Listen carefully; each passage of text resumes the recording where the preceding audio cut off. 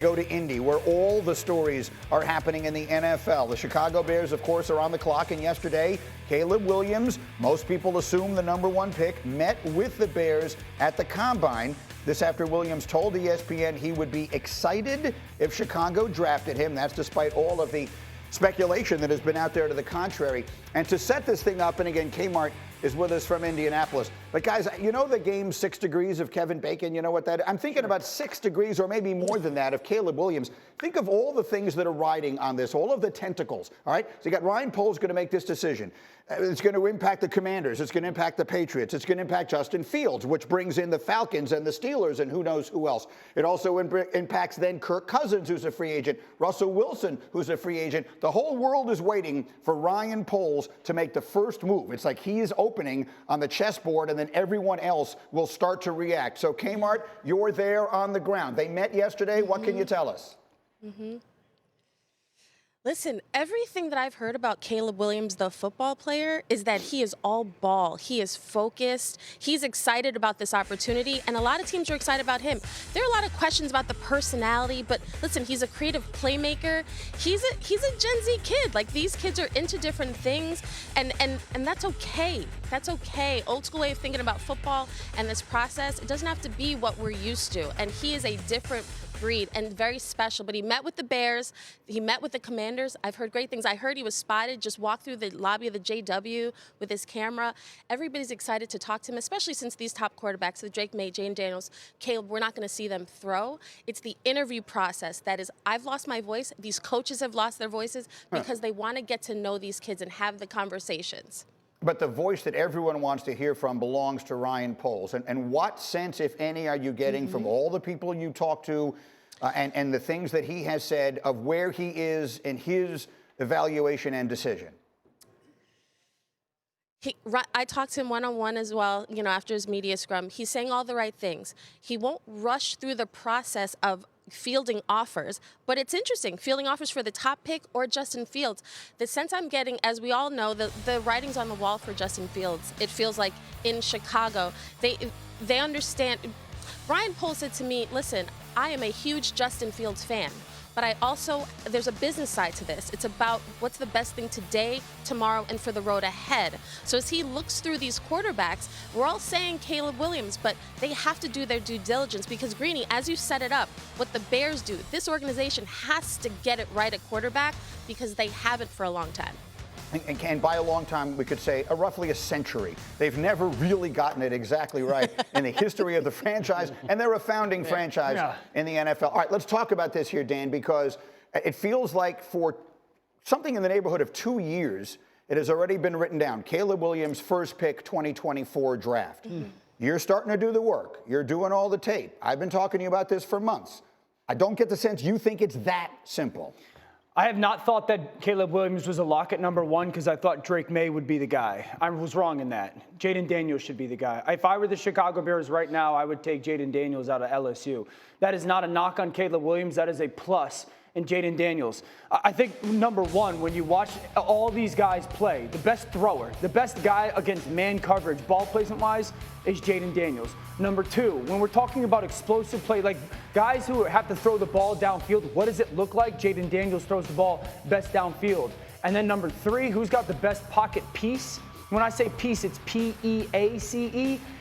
All these guys are athletic. It's no longer like this plus. Every one of these guys has that attribute. The patience and the peace within the pocket, he's the best at. Candidly, I think when it comes to what guy had the best game, none of these guys' games compared to Jayden Daniels against Florida. If you just watch that player versus the University of Florida, you would go, that's the best player in college football, and he's going to be the guy that transfers the best into the NFL. Caleb Williams is fantastic. I think Jayden Daniels is better. You know, I just looked back at this. There was a night you and Booger were in the studio and you were doing a game with Jayden Daniels and you're doing halftime. And I texted you guys, the two of you, at halftime. And I said, Jayden Daniels as good as I think he is. And you wrote back, Caleb is tremendous, but not a lock to be one. This is sometime in October of this year. So it doesn't say the date on it for no reason that I can think of. I need to get that phone fixed. But one way or another, the point is you've been saying that long. He really took the world by storm. D. Wood, when you watch Jayden Daniels play, do you think to yourself, I feel good about this because people are going to make a big, I'm just looking at you, okay? Yeah. Football players tend to look a little bit like you. Yes. And when I stand up next to you, we look like the number 10. Okay? Right. Yeah, right. And Jayden Daniels looks a little bit more like me. And that would be a concern.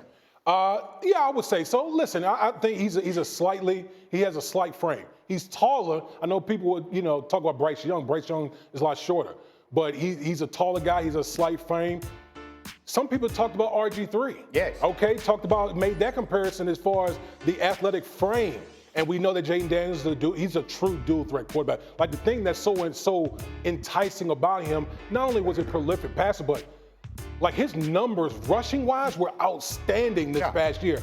And the one thing you have to think about is, okay, when you're playing in the National Football League, you're going to get hit. How is that frame going to hold up when you're getting hit as a dual threat quarterback at the next level? A little bit of this is, one, I think I've been doing this for 6 years now. I think this is the hardest quarterback class to evaluate that I've ever been a part of. One, coaches make everything for these guys either incredibly easy or incredibly hard. For Caleb Williams, I think watching his tape is incredibly difficult. The stark shock of how poor they were on the outside takes you back, like perimeter-wise talent. And I don't think that offense was in any way in structure. No. So that makes it difficult because there's so little that you can see that you go, oh, I can watch that and just basically copy and paste it to the NFL. Number one, who has the best ball placement versus man coverage? When you watch the tape, what guy sees man coverage and throws it the best versus tight? That's Jayden Daniels. Number two, it's not who creates the most explosive plays. What does it look like when they throw the ball downfield? You have to watch that because guys could be butt naked wide open. Caleb had a lot of wide open guys downfield because he would create so much. Jayden Daniels was best at that. And then who is like the calmest in the pocket? Jayden Daniels was the best at that. When I watched Jayden throw, I said this 2 months ago, when you watch the young man throw, the throwing motion is C.J. Stroud-like. Watch his left arm stay close to his chest. He makes a very small and tight C motion. That's repeatable. That's consistent. Some of the throws that he makes versus tight coverage, the other two, Caleb and Drake Maye, they just don't make. Now, those guys are tremendously talented. But I go back to last year. Who was the best passer coming out? I thought Bryce was the best player, like playmaker. Who was the best passer? That was CJ. Jayden's the best passer. I get it, and I love him, and I want all of these guys to have all the success in the world. There's nothing I hate more than at this time of the year when any of us have to put like these negative thoughts out there into the universe. You could talk about his size. He's slight, and I'm thinking about RG3. Look, RG3, our teammate, and we love him. And he had as good a rookie season as practically any quarterback ever had in NFL history. So many similarities. He won the Heisman. He set the world on fire. He won the Rookie of the Year. And then he ran into Haloti Ngata. Yeah. And he almost got broken in half on this play, and he was never the same again. I think that's what worries me. So a couple of things in regard to that. One, Jayden is listed at the same height as Lamar coming out of school. Maybe the difference of 5 pounds. I talked to someone yesterday. When you meet Bryce, you go, whew, it takes you back. You don't get that feeling with Jayden Daniels with his size. Two, as much as RG3 is an unbelievable player, he was straight line in many ways. Jayden is dynamic laterally. Very similar to Lamar Jackson when it comes to that movement. So while he did take a lot of hits in college, I don't think we're going to see that. And then the second thing would be this, or the last thing. He's not necessarily, I know D Wood, you said like a true dual threat. I don't see him as a true dual threat. Like, he's not a player you're going to build a lot of designed quarterback run with, similar to they did with Washington and RG3. He's more of a go make something happen with your feet when nothing is available. And it's like we see with a Joe Burrow or a Josh Allen or a Patrick Mahomes when it comes to that regard. It's just dynamic afterwards. So let me get Kmart in here for a quick final word from Mindy on this one. Again, we have so much in the hopper today, but Kmart, final word on this. It's interesting because as I'm listening to Dan talk about these quarterbacks and break them down, all I can think about is Justin Fields. Because yes, Caleb Williams is key, but the first domino that has to fall is really where is Justin Fields going to go? Because that will dictate all the other teams and where, how they slot themselves if they're able to get Justin, because he's also a phenomenal player who's done right by the organization with a lot less to work with than some other quarterbacks, but he's improving, and where he goes, he might flourish just as much as the Bears think they could flourish without him. He'll flourish elsewhere, too.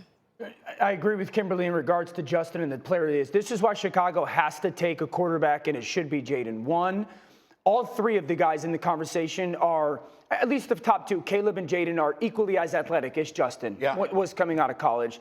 And both of them, Caleb and Jayden, are better passers just naturally than Justin Fields. That's why I'm comfortable saying one of those two, Jayden for me, has to be the number one pick. And much cheaper for the next 5 years. And that has to be, again, it is 6 degrees of all that. And Justin Fields is probably the first move that gets made on this chessboard. But we don't know exactly when. And